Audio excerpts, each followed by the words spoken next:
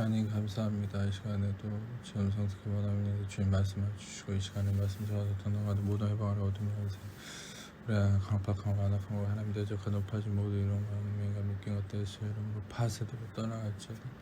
우리 성령님만 이곳에 환영을 초청 모셔드리고 인정하고 영광으로 임하시고 다스리시고 충만케 하시며 주의 나라 임하시고 뜻이 한서 이루어지며 땅에서 이루어지며 주께서 예배하시고 10년 안에 30, 60배, 100배 차원 넘치 은혜 가득하도록 시간 주장하시고 역사하시옵소서. 오직에 있음에 빛과 능력이 되신 있음에 그 이름만 증거들 계시를 드러나시고 나타나시고 원하오니 예수님 홀로 영광 받으시고 찬양 받으시고 감사합니다. 감사하고 감사합니다. 감사합니다. 예수님 감사합니다. 감사합니다. 이 시간에 주님 말씀하시고 역사하시옵소서. 감사합니다. 예수님 감사합니다. 영광으로 임하시옵소서. 주님 임하시옵소서. 감사합니다. 모든 영광 주님께 올려드립니다. 감사합니다. 주님 감사합니다. 모든 영광 주님께 올려드립니다. 우리 사랑하시는 예수님 이름으로 기도합니다. 아멘. 오늘 말씀은 이 마가복음 9장 14절부터 17절까지인데요. 이 예수님께서 이제 어떤 상황을 보시게 됩니다. 그 상황이 뭐냐면 예수님의 제자들이 서기관들과 변론하고 있었다는 거예요. 근데 예수님이 오는 걸 보고 무리가 예수님을 보고 놀랬다라는 것이죠. 이 서기관들과 이 제자들이 변론을 했다는 게 어떤 의미를 갖고 있냐면 이 상황이 절대 일어나서는 안 될 상황이라는 걸 우리가 볼 수 있어요. 그러니까 다시 말하면 여기서 무리가 예수님 보고 왜 놀랬겠냐는 거예요. 다시 말하면 못할 짓을 하다가 예수님을 보니까 놀랐다. 이 말은 우리가 뭔가 하지 말아야 될 짓을 하다가 누군가가 온 것을 보게 되면 깜짝 놀라는 것처럼 뭔가 자기들의 어떤 부끄러움이 이제 드러난 것이죠. 여러분 실제로 예수님을 보고 놀라는 게 아니라 여기서 기뻐해야 됩니다.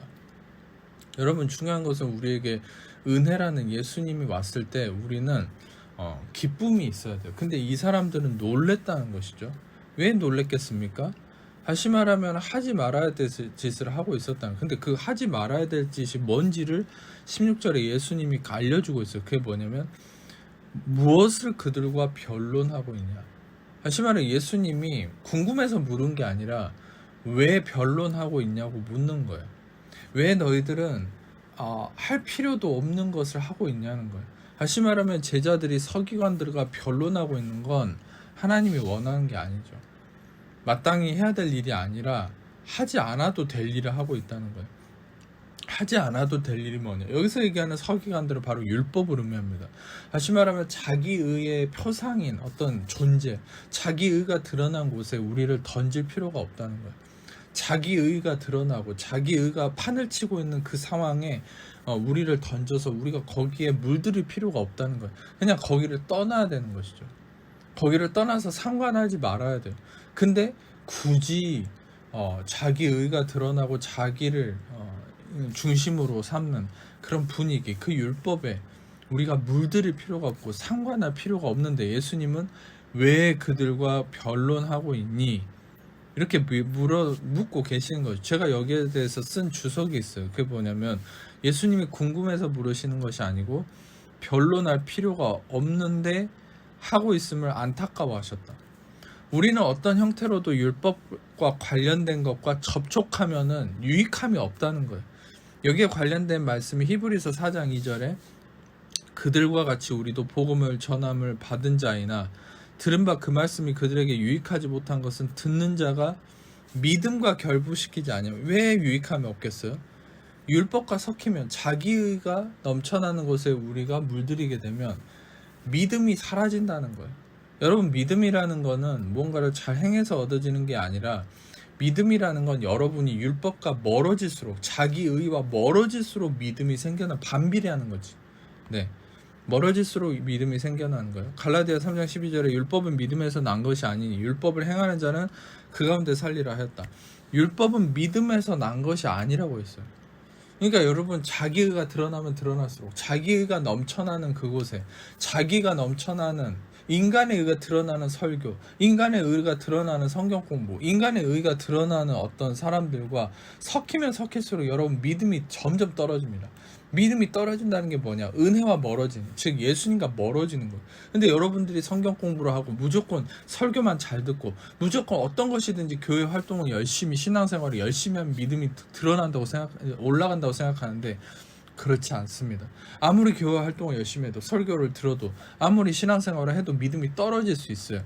그 신앙생활이, 그 교회 활동이, 그 성경 공부, 그 설교가 여러분들에게 이 은혜가 아닌, 다시 말하면 인간의 의가 드러나는 성경 공부, 설교, 신앙생활, 교회 활동, 그 모든 것들이 여러분에게 이루어지면 이루어질수록 여러분들은 더욱더 믿음이 떨어진다는 거예요. 믿음이 떨어진다는 게 뭐예요? 예수님과 멀어지는 거예요.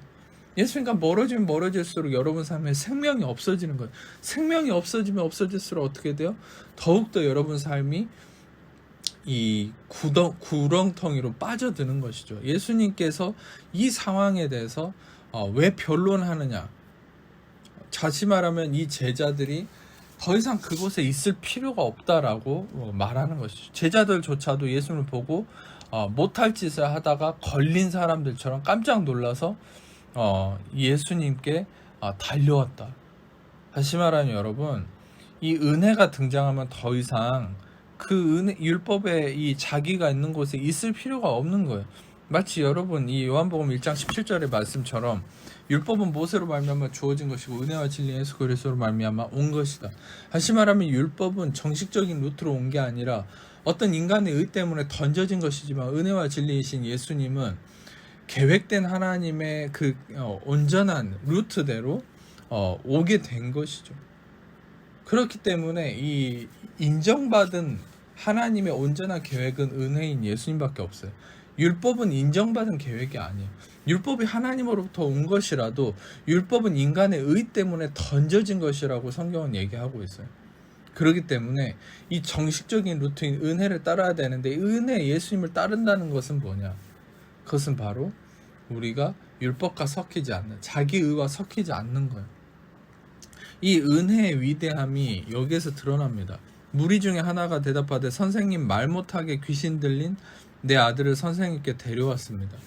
여기서 등장하는 어떤 사건이 뭐냐? 말 못하게 귀신 들린 아들을 예수님께 데려왔다.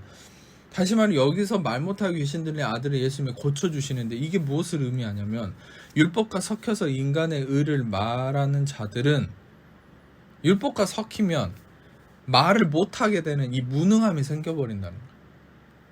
다시 말하면 이 귀신 들린, 말 못하게 귀신 들린 이 아들처럼 율법과 섞이면, 자기의 묶여버리면 말을 못하게 되는 거예요. 근데 말 못하는 귀신에게 잡혀 있었지만 예수님께 이 은혜의 말씀에 온 자는 이 은혜의 말씀으로 인해서 말을 하게 된다. 능력을 얻게 된다는 거. 할렐루야. 이 능력을 얻는다는 게 무슨 의미겠어요? 바로 은혜이신 예수님을 통해서 자기 의에 벗어나 예수님의 의에 이르렀을 때 우리는 비로소 능력을 얻게 된다. 여러분, 능력을 얻는다는 것은 어떤 초자연적인 막 기적을 행하고 그것이 어떤 온전한 능력을 나타내는 게 아니에요. 그건 다시 말하면 그냥 표적이에요. 표적. 그냥 나타남이죠. 근데 진정한 능력이라는 건 나타남 이전에 그 나타나게 하는 기반이 되는 능력이 있는 거예요. 원초적인 능력. 여러분, 다시 한번 설명합니다. 이 우리가 다시 말하면 어떤 뭐 귀신이 떠나가고 병이 낫고, 그것도 중요한 하나님의 은혜긴 하지만 그것을 우리는 표적이라고 얘기해요. 근데 이 표적이라는 이 기적, 이것이 온전한 어떤 능력을 나타내는 건 아니에요. 그 표적을 이루어내는 기반이 되는 중심적인 능력이 있는 거예요. 그 중심적인 능력이 뭐예요? 바로 은혜의 말씀이에요. 은혜의 말씀이란 뭐예요? 인간의 의가 아닌 예수님의 의만이 드러나는 말씀이 은혜의 말씀이고, 은혜의 말씀이 기반이 될 때 온전한 기적, 온전한 표적이 나타나는 거예요. 할렐루야. 그 온전한 표적, 바로 말 못하게 된 이 상황을 고치는 것. 다시 말하면 이 표면적으로 그냥 말 못하게 된 아들이 말을 하게 됐다, 귀신이 떠나갔다, 이것만 봐야 될 게 아니라 이 상황을 예수님이 어떻게 이루었냐는 거예요. 여러분, 솔직히 한번 이 말씀 안에서 한번 말씀을 묵상해 보세요. 이 말 못하게 귀신 들린 이 아들을 다시 말하면 이 상황에서 고치지 못하고 있었던 거예요. 왜? 서기관들과 변론하고 있었으니까요. 이미 이 아들을 둔 이 아버지가 어떻게 했겠습니까? 서기관들도 찾아가 보고 제자들도 찾아가 봤는데 아무도 고칠 수 없었던 거예요. 아무도 이 무능함을 해결할 수 없었어요. 그런데 오직 이 상황에서 예수님만이 말 못하게 된 귀신을 쫓아내고 해결할 수 있었다. 다시 말하면 예수님이 이 기적을 이루는 중심점에 있다는 거예요. 여러분, 우리는 여기서 한 가지 초점을 맞춰야 될 것은 예수님이 이 기적을 이루었다. 이 귀신을 쫓아냈다. 이 상황을 고쳤다. 이 기적이 일어난 이 상황의 중심을 둘 게 아니라 누가 이 기적을 이루었느냐에 초점을 맞춰야 돼요. 바로 예수님이 은혜의 말씀이 이 기적을 이루었다. 그런데 은혜의 말씀이 오기 전에는 서기관들과 변론하고 있는 제자들, 어떤 율법과 자기의가 드러난 이 상황은 그 어떤 것도 이 은혜의 어떤 역사가 이루은 것을 이루지 못했다. 어떤 것도 기적을 이루지 못했다. 어떤 것도 이 무능함을 해결할 수 없었다. 그러나 오직 예수님만이, 은혜의 말씀만이 이 상황을 고쳤다. 로마서 8장 3절에 보면은 율법이 육신으로 말미암아 연약하여 할 수 없는 그것을 하나님은 하시나니. 율법이 육신으로 말미암아서 연약해서 할 수 없다는 거예요. 여러분, 여기서 결론이 뭐예요? 율법은 할 수 없다. 그런데 대전제가 있어요. 여기서 율법은 할 수 없다. 근데 하나님은 하셨다. 근데 하나님은 어떻게 하셨다는 거예요? 죄로 말미암아 자기 아들을 죄 있는 육신의 모양으로 보내서 육신의 죄를 정하셨다. 이것이 무엇을 의미해요? 고린도후서 5장 말씀처럼. 여러분, 고린도후서 5장 말씀을 제가 읽어드리겠습니다. 고린도후서 5장 21절에 하나님이 죄를 알지도 못하신 이를 우리들 대신하여 죄로 삼으신 것을 우리가 하는 사람의 의가 되게 하시며, 하나님이 죄를 알지도 못하신 이를 우리들 대신하여서 죄가 되게 하셨다. 의이신 예수님을 죄가 되게 하시고 죄였던 우리를 의가 되게 하셨다. 다시 말해 이 말씀이 로마서 8장 3절의 말씀입니다. 율법이 육신으로 말미암아 연약해서 할 수 없는 인간의 자기의가, 이 율법이 연약해서 할 수 없는 그것을 하나님은 하셨는데 어떻게 하셨어요? 바로 죄로 말미암아 자기 아들을 죄 있는 육신의 모양으로 보내셨다. 육신의 죄를 정하셨다. 바로 이것이 은혜의 행함이죠. 지금도 여러분 확신하셨어야 될 것은 모든 기적, 부와 영광과 능력과 아브라함의 그 복의 모든 근원이 되는 진리가 뭐냐? 바로 예수님이 죄가 되셨다는 거예요. 그래서 우리는 의가 되었다.